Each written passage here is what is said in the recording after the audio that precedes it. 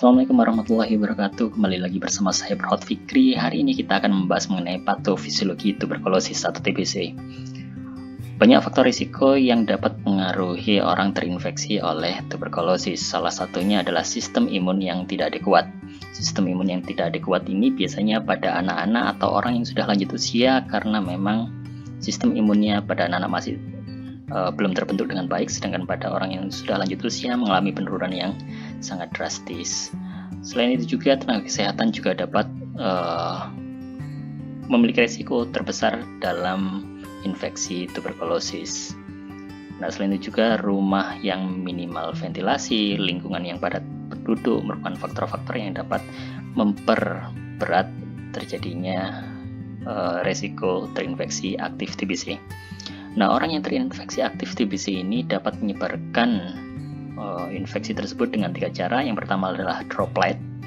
Ya, droplet ini adalah cairan yang keluar melalui media ketika kita berbicara, batuk ataupun bersin. Selain itu juga bisa menyebar lewat lesi kulit atau kulit yang terbuka. Bakteri dapat masuk lewat situ, sekaligus juga ingesti makanan yang tercemar oleh bakteri TBC juga dapat masuk ke tubuh orang sehat. Nah, Mycobacterium tuberculosis ini masuk melalui saluran pernafasan. Ini untuk yang droplet ya. Droplet ini masuk melalui saluran pernafasan. Kalau lesi kulit ya melalui peredaran darah. Ini melalui saluran pencernaan. Nah, ketika masuk ke saluran pernafasan akan menembus mekanisme pertahanan sistem pernafasan. Kita tahu bahwasanya sistem pernafasan manusia itu ada sistem pertahanannya yaitu silia. Nah, silia ini membantu mengeluarkan benda asing kalau memang saluran nafas dimasuki benda asing dengan cara batuk. Nah, ketika sistem ini tertembus oleh kuman TBC, maka kuman TBC tersebut akan berkolonisasi di saluran nafas bawah yang akibatnya adalah mengaktifkan respon imun. Ya, kita tahu respon imun kita diperantarai oleh makrofag, sel darah putih, monosit, sel B, sel T. Nah, itu akan mengaktifkan respon imun. Ketika respon imun ini aktif, maka terjadilah inflamasi. Nah, ini digambarkan di sini bagaimana bakteri kuman ini masuk ke dalam tubuh dan dia akan masuk di pernafasan. Ketika berada di pernafasan bawah, nah ini mengaktifkan sel-sel imun. Sorry ya, banyak kendaraan. Nah, sel imun inilah yang membantu melakukan perlawanan terhadap kuman-kuman TBC ini. Nah, kuman TBC yang dilakukan perlawanan ini selain ada di sini, dia juga akan masuk melewati sel karena selnya itu sudah terjadi kerusakan, terinfeksi oleh bakteri dan akhirnya masuk ke dalam tubuh. Jadi ini saluran pernafasan, ini sudah tubuh. Nah, sel-sel darah putih ini juga ikut masuk ke dalam tubuh untuk melakukan perlawanan terhadap bakteri yang dikepung seperti ini ya. Jadi bakterinya dikepung oleh imun tubuh, diisolasi menjadi seperti ini. Nah, isolasi ini dapat menyebabkan granuloma ini bercak-bercak di dalam ketika kita melakukan foto rongsen. Nah, kembali lagi di inflamasi. Jadi inflamasi di sini tidak akan saya jelaskan secara detail karena nanti panjang sekali pathway-nya. Silahkan dicari di video lainnya. Inflamasi ini akan menyebabkan peningkatan sekret di dalam saluran pernafasan. Jadi salah satu respon inflamasi adalah peningkatan sekret. Sekret ini jika ada di saluran pernafasan akan menyebabkan ketidakefektifan bersihan jalan nafas. Ini adalah diagnosis perawatan. Yang kita tahu tadi ada silia di dalam saluran pernafasan. Kalau ada benda asing termasuk sekret ini di dalam jalan nafas, maka akan menyebabkan batuk. Nah, batuk ini yang berlebihan akan menyebabkan gangguan rasa nyaman. Selain itu juga inflamasi akan menyebabkan peningkatan sitokin pro-inflamatori, ya IL-1, IL-6, dan lain sebagainya. Silahkan cari sendiri apa itu sitokin proinflamatori, yang ketika ini meningkat secara drastis akan menyebabkan supresi saraf simpatis. Jika saraf simpatis ini tersupresi, akan menurunkan curah jantung, penurunan tekanan darah, penurunan sirkulasi. Nah, ketika sirkulasi ini turun, maka produk darah, produk energi juga akan menurun di seluruh tubuh.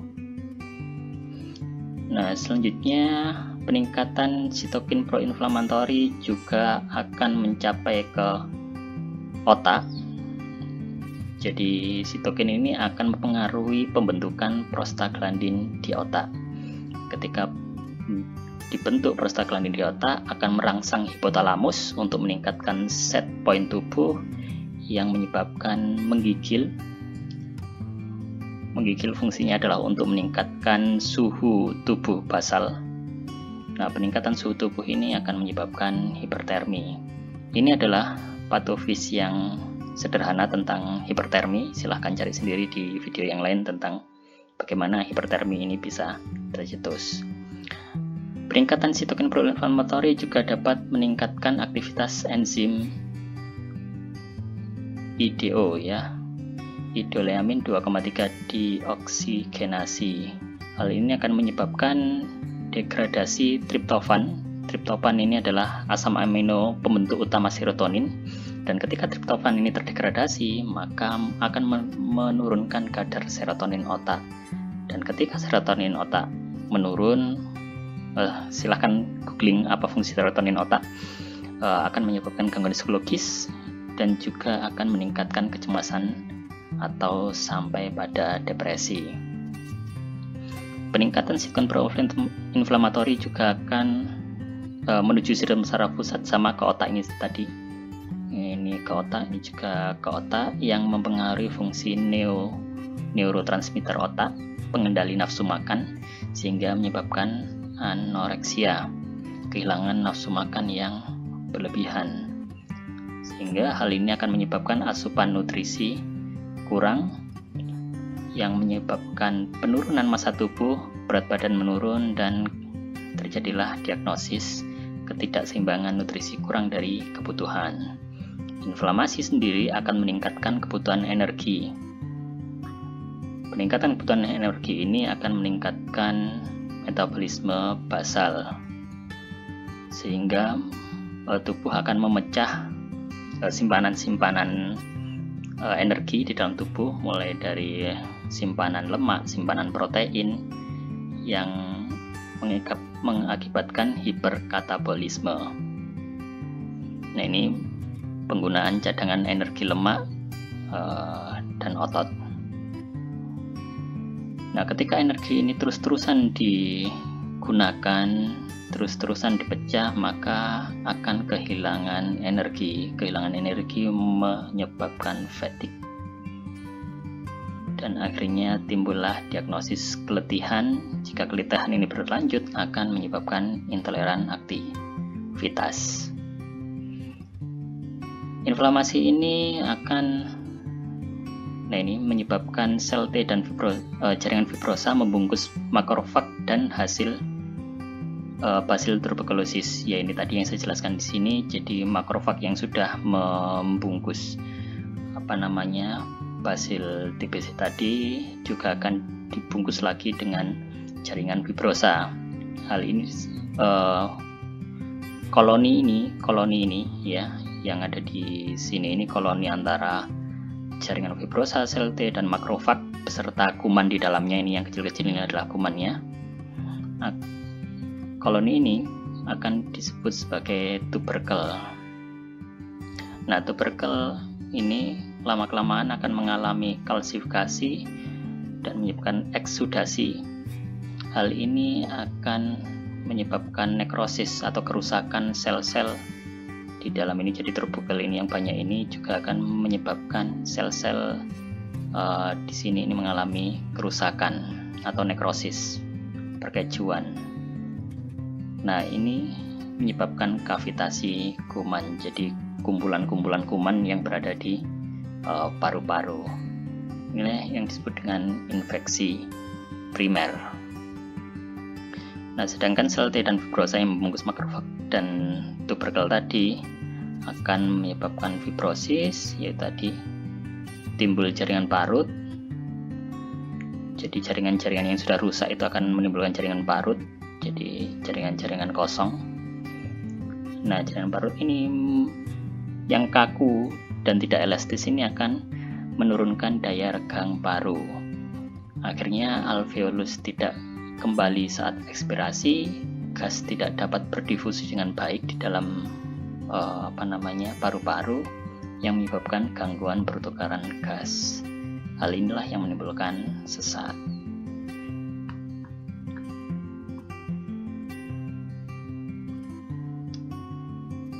Nah, kavitasi kuman ini akan menyebabkan iritasi di bronkus. Iritasi di bronkus ini dapat menyebabkan pembuluh darah sekitar bronkus pecah, dan inilah yang menyebabkan hemaptu. Jadi ketika batuk darah, hemaptu batuk darah ini terjadi karena hal tersebut. Nah, hal ini akan menyebabkan krisis situasional. Orang ketika batuk darah akan mengira ini adalah penyakit yang parah sekali, dan hal tersebut menyebabkan ansietas. Iritasi bronkus juga menyebabkan kerusakan sel. Kerusakan sel ini akan melepaskan mediator nyeri yang akan merangsang nosiseptor atau reseptor nyeri dan memicu persepsi otak di korteks somatosensorik yang menyebabkan nyeri akut. Infeksi primer ini dapat 3 hal yang kemungkinan terjadi. Bisa sembuh total. Jadi sembuh total ketika infeksinya, kumannya tadi benar-benar terisolir dengan baik, akhirnya tidak menimbulkan gejala. Tetapi juga sembuh dengan kompleks Cone. Jadi kompleks Cone itu tadi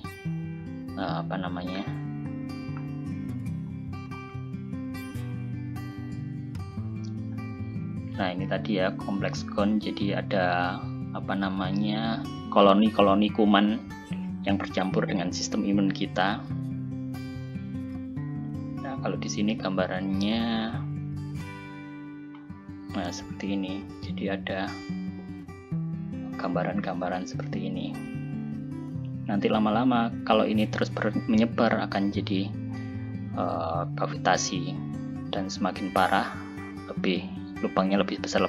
Nah, ini adalah gambar realnya. Jadi banyak lubang-lubang karena terjadi kerusakan di dalam paru-paru.